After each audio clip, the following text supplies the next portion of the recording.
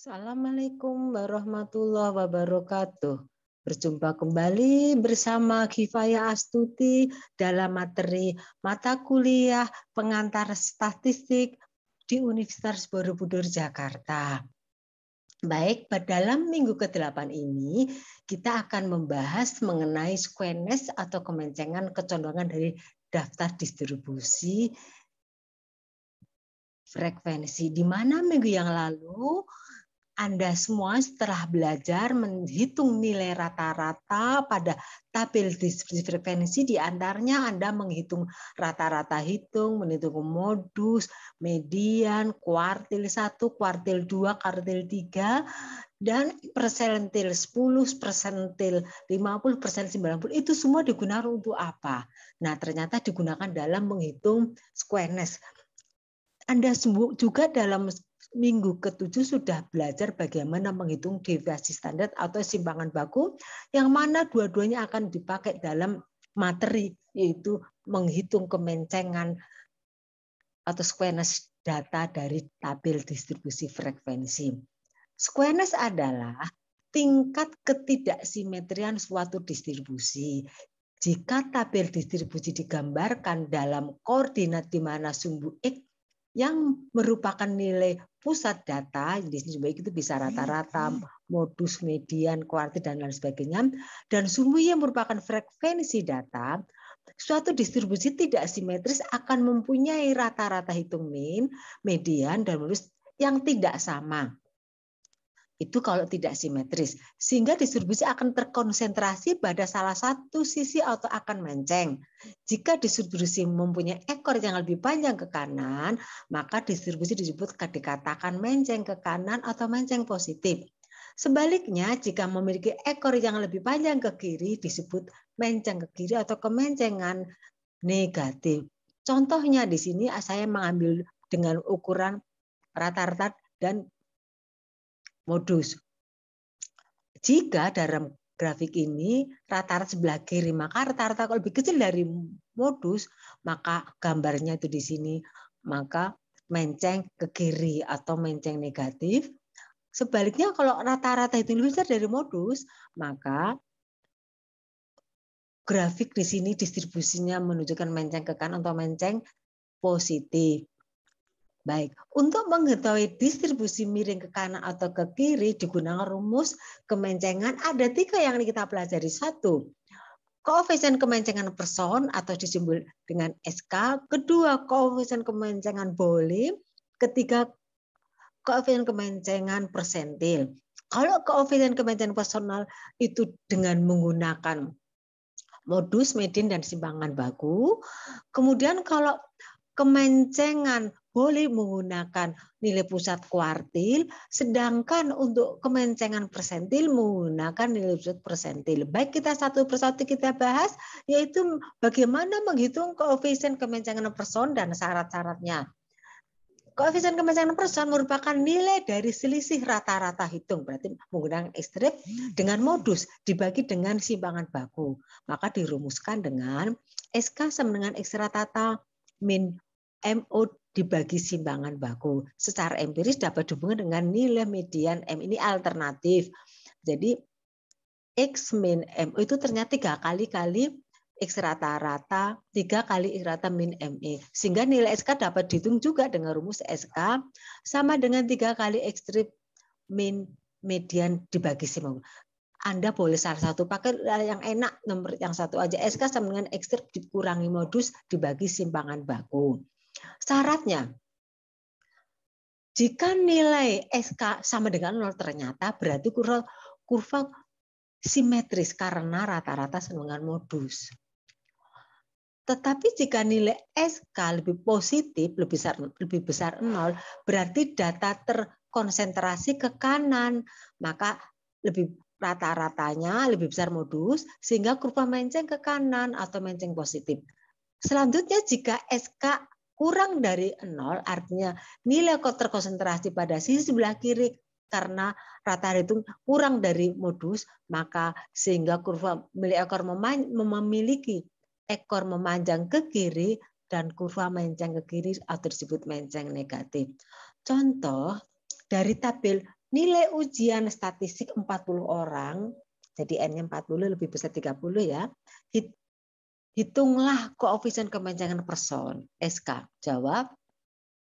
Nah, data itu dalam distribusi frekuensi di mana berkisar sebarannya antara 31 sampai 40 sampai 91 sampai 900. Jadi ada berapa kelas? 1, 2, 3, 4, 5, 6, 7. Ada 7 kelas ganjil.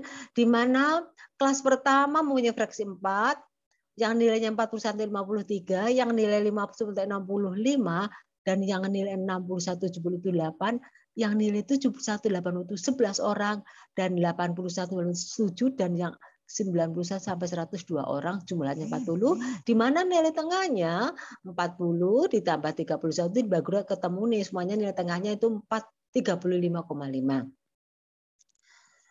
Nah, karena kita mau menggunakan, kita rencana mau menghitung rata-rata dan modusnya. Dalam hal ini Ibu menggunakan rata-rata itu dengan rumus coding. Karena coding berarti langkah pertama saya menetapkan nilai frekuensi terbesar 11. 11 berarti ini 0. 0 ke atas itu menentukan U. U berarti 0 ke atas min 1, min 2, min 3, min 4, dan ini 1, 2. Selanjutnya rumus coding itu membutuhkan U kuadrat. Ini dikuadratkan masing-masing. Kemudian dikalikan FI kali UI ini dikalikan jadi min 16, 9, min 10, min 8, 0, 7, 4. Dijumlahkan min 30 ini akan digunakan. Kemudian dikuadratkan U kuadrat, UI kuadrat kalikan FI ini jadi 4 kali 16, 64, 3 kali 9, 27, 5 kali 4, 20, 8 kali 1, 8, 11 kali 0, 0, 7 kali 1, 7, 2 kali 4, 8, dijumlah 134. Di sini C-nya kalau kita hitung jadi ini 30,5, dan di sini berarti kurangi 40,5. 45 dikurangi 30,5 itu ternyata dihitungnya hasilnya C-nya 10. Ini Anda mengambil 5 dari 55 boleh di sini, boleh dipakai nilai antar nilai tengah boleh. Jadi C itu boleh dihitung dari selisih antar nilai tengah boleh. Kemudian untuk menghitung rata hitung rumus dengan metode coding, X strip sama dengan M. M itu nilai tengah dari frekuensi terbesar. Jadi nanti M-nya 75,5 ditambah C-nya kali jumlah FI kali ini min 32 dibagi jumlah frekuensi 40. Jadi kita masukkan M 75,5 ditambah 10 kali min 32 dibagi 40 sehingga ketemu 75,5 dikurangi 3 dibagi 4, maka hasilnya rata-rata hitungnya dengan metode coding 67,5. Bagaimana menghitung modus? Nah, kita akan ketahui frekuensi tertinggi adalah F11, MO itu 11. Maka untuk mencari D1, MO dikurangi 8. 11 kurang 8, 3. Mencari D2, yaitu MO dikurang 7, yaitu 11 kurang 7, 4. Nah, kita mencari MO rumusnya yaitu L ditambah D1 dibagi D1 tambah B2 kalikan C. M-nya itu apa? Nilai tepi pada saat kelas frekuensi tertinggi, nilai tepi bawah berarti 71 dikali 0,5, 70,5. Maka rumusnya modus adalah 70,5 ditambah D. D-nya itu 3 dibagi 3 tambah 4 kali 10, maka 30 dibagi 7, maka hasilnya modusnya yaitu 74,8. Bagaimana menghitung simpangan buku dengan metode coding? S C akar sigma F kali U kuadrat dibagi karena jumlahnya 40 berarti dibagi N, dibagi ini kurung kuadrat sigma UI kayak rata-rata dibagi N kemudian dikuadratkan. Maka kita masukkan di sini 134 50 dikurangi min 32 per 40 dikuadratkan, maka ketemu 10 kali akar 2,71 atau nilai simpangan bakunya 16,5. Baik, maka rumus kemencengan person dapat kita hitung dengan rumus SK sama dengan ekstrim min modus dibagi simpangan baku, kita masukkan 67,5 min 74,8 dibagi 16,5 sama dengan ternyata di sini positif ya. Positif 0,46. Oh, negatif betul ya. Jadi 67,5 dikurangi 74 ya, negatif ya, negatif. Karena nilai SK negatif, maka kurva menceng ke kiri, menceng negatif. Distribusi di sini tidak simetri. Ya. Koefisien kemencengan boleh yang kedua kita bahas. Di sini lebih besar 1, SK-nya lebih besar 0,1, jelas menceng ke kiri. Kalau hanya 0,1 berarti tidak berarti. Koefisien kemencengan boleh SKB dihitung berdasarkan pada hubungan nilai kuartil-kuartilnya dari tabel distribusi frekuensi. Koefisien boleh sering disebut dengan kuartil koefisien kemencengan dan dirumuskan dengan langsung aja SKB Q3 min 2 kali Q2 ditambah Q1 tapi dikurangi Q3 kurang Q1. Jadi Anda dalam distribusi frekuensi harus mencari Q3, Q2, dan Q1 dalam daftar distribusi. Syaratnya, jika nilai SKB plus minus antara 0,1 min dan plus, maka kemencengan keluar tidak berarti. Jika nilai SKB lebih besar 0,3, maka menceng ke kanan. Jika nilai SKB kurang dari min 0,3, maka menceng negatif ke kiri. Contoh, tentukan kuartil koefisien kemencengan dari tabel distribusi nilai ujian 111 mahasiswa. Di sini ada berapa kelas? Ada 6 kelas.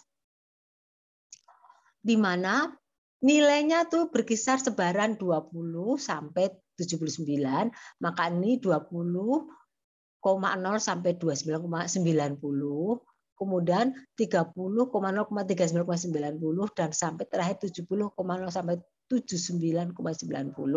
Di sini frekuensinya pada kelas pertama 4, kelas kedua 9, kelas ketiga 25, kelas keempat 40 dan kelas kelima 28 dan kelas 6 5. Baik.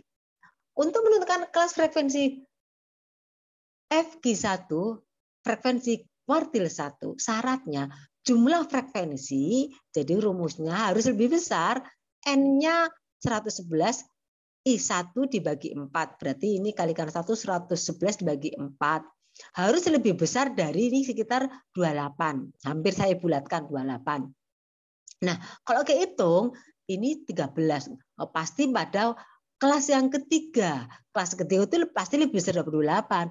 Jadi kelas frekuensi kuartil 1 terletak pada kelas ketiga, maka frekuensi kelas kuartil 1 adalah pada saat 25 dan jumlah frekuensi sebelum Q1 adalah 13, sehingga kita bisa untuk menentukan nilai kuartil 1, di mana nilai C-nya itu kita hitung antara nilai tengah.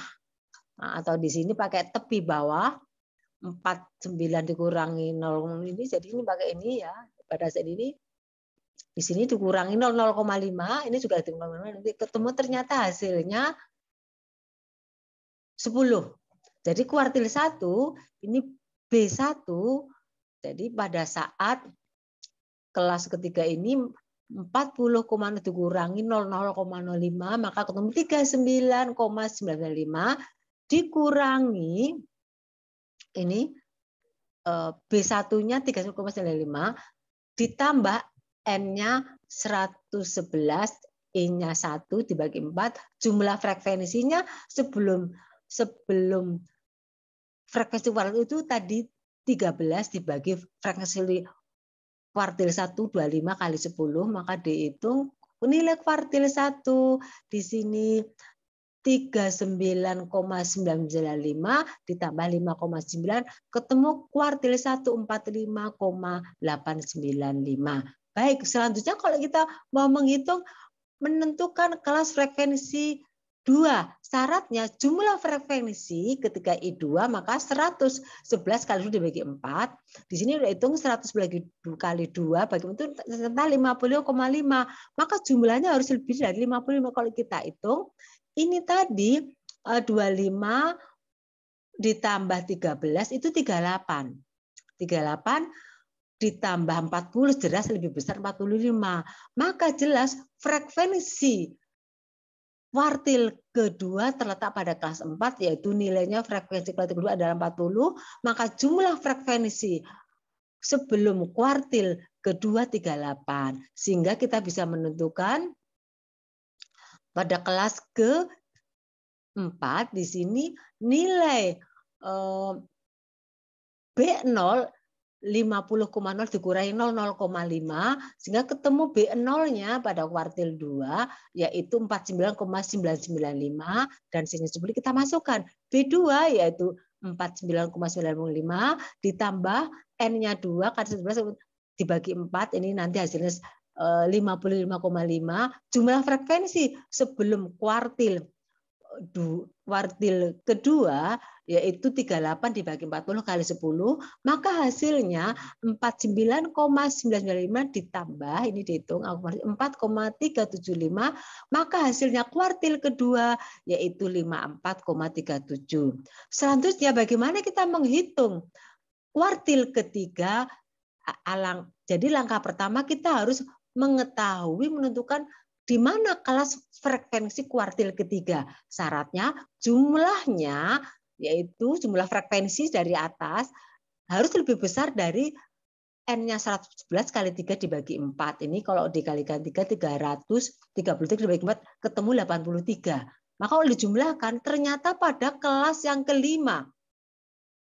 Pada kelas yang kelima di sini yang jelas frekuensi kuartil ketiga pada saat 28 dan jumlah frekuensi sebelum kuartil ketiga adalah 78 sehingga untuk menghitung kuartil ketiga di mana harus mengetahui nilai tepi batas bawah yaitu 60,000 dikurangi 0,005 ketemu 59,995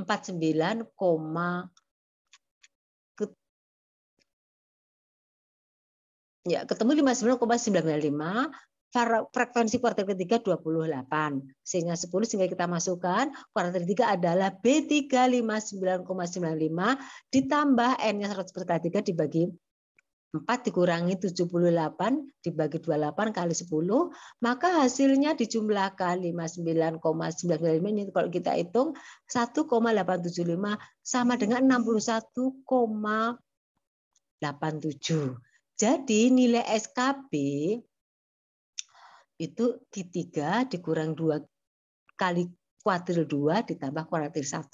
Maka kalau kita akumulasi hasilnya ternyata yang di atas itu negatif 0,975 dibagi 16,975 hasilnya negatif 0,060 maka dimenceng negatif ke kiri tidak berarti karena kurang dari lebih 1 ya. Menceng tadi kemenceng ini tidak berarti. Kemudian kita untuk menghitung kemencengan dengan menggunakan persentil, jadi disebut dengan kemencengan, koefisien kemencengan persentil atau disingkat dengan simbolnya SKP. Koefisien kemencengan persentil dihitung berdasarkan nilai pusat antar persentil yaitu persentil 90, persentil 50, dan persentil 10 dari suatu distribusi frekuensi dengan rumus SKP sama dengan persentil 90 dikurang 2 kali persentil 50 ditambah persentil 10 dibagi persentil 10 dikurangi persentil 10.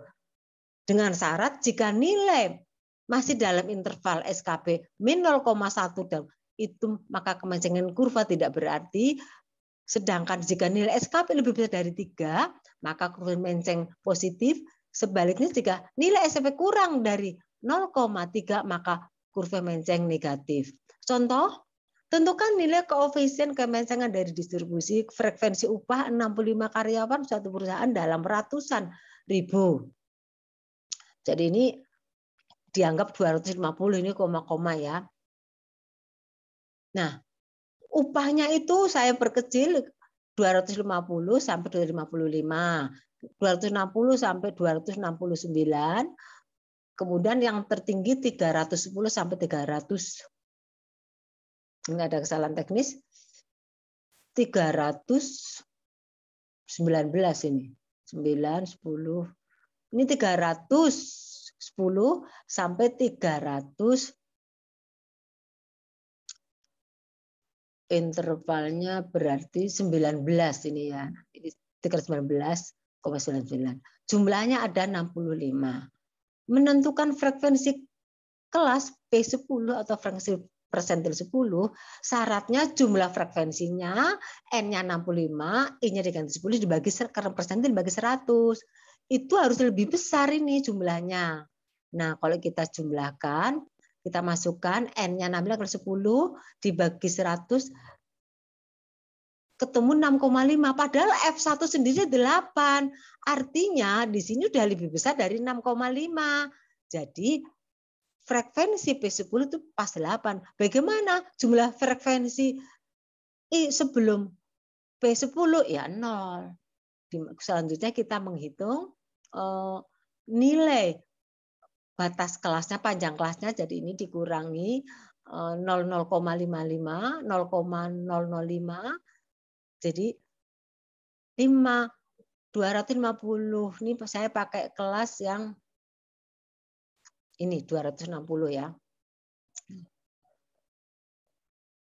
259 ini, 0,95 ditambah yang ini tambahkan dikurangi 249,995. Jadi menggunakan batas atas ini. Selisih antara tepi batas atas bawah ini masing-masing ditambah 0,5, maka ternyata hasilnya 10. Anda mau pakai yang sebelah kiri boleh. Jadi kemudian B10-nya dari sini kita lihat dikurangi 0,005, maka hasilnya 249,995. Sehingga P10 yaitu B10 ini 245,95 ditambah ini nilainya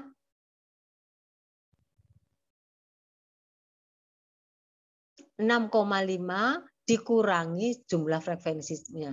Jadi ini pada saat 65, ini bukan, ini 65 kali 10 bagi 100, jadi hasil 6,5 dikurangi 0 bagi 8 kali 10, maka ketemu 449,955 dikurangi 8,125 ketemu 250,003. Menentukan frekuensi kelas frekuensi P10 atau frekuensi persentil 50, syaratnya jumlah frekuensinya N-nya 50, N-nya 65 kali 50 dihitung dibagi 100 ternyata 32,5. Jadi kalau kita hitung ini jumlahnya ini 34, pada kelas yang ketiga lebih besar dari 32,5. Artinya frekuensi persentil 10 itu pada saat 16 dan jumlah frekuensi sebelum frekuensi persentil 50 18, sehingga 10 B50 pada kelas yang ketiga di sini maka 270 kurang 0,5 ketemu yaitu 269,995, sehingga B50 ditambah N kali 50 dibagi 100 dikurangi jumlah frekuensinya, maka ketemu 65 kali 50 dibagi 100 ini kurang 18 dibagi 60, 16 ya, tadi 19 kali 10, maka ketemu perhitungan 269,996 ditambah dengan kali-kali ini ketemu akumulasi 270,005. Menentukan frekuensi kelas frekuensi P90 bagaimana? Syaratnya jumlah frekuensinya N-nya 65 kali 90 bagi 100 ternyata 58,5. Maka setelah kita hitung di sini terletak pada kelas yang kelima. Kelas yang kelima di sini 1 2 3 4 5 6 ya, kelas ke-6. 1 2 3 4 5. Oke, kelas 6. Pada kelas ke-6. Pada kelas 6 di sini jumlahnya 63 jelas lebih besar dari 8,5 sehingga frekuensi P90 di sini pada saat 5 dan jumlah frekuensi sebelum persentil frekuensi 90 adalah 6 3 dikurangi 5, 58. C-nya 10, B 90 itu 300 dikurangi 0,05, 290,0,995. Sehingga P90 sama dengan B90 ditambah 65 kali 90 dibagi 100 kurangi frekuensi persentil 90 dibagi frekuensi persen 90 kali 10, maka ketemu akumulasi, angkanya dimasukkan di sini 58,5, ini 58 dibagi 5 kali 10, maka ketemulah nilainya 299,996. Jadi SKP rumusnya P90 dikurang 2 kali P50 ditambah P10 dibagi P90 kurangi P10, kita masukkan semuanya bilangannya sehingga ketemu akumulasi pembilangnya 9,989 dibagi 49,93, ketemu 0,9 atau kurang lebih di belakang 0,2. Karena SKP 0,2, maka kurang menceng positif ke kanan. Nilai SKP memang kurang 3, maka menceng ke kanan kurang berarti. Baik, itu yang Ibu bisa sampaikan. Semoga bisa diambil pelajaran. Selamat belajar. Saya tutup dengan wassalamualaikum warahmatullahi wabarakatuh. Terima kasih.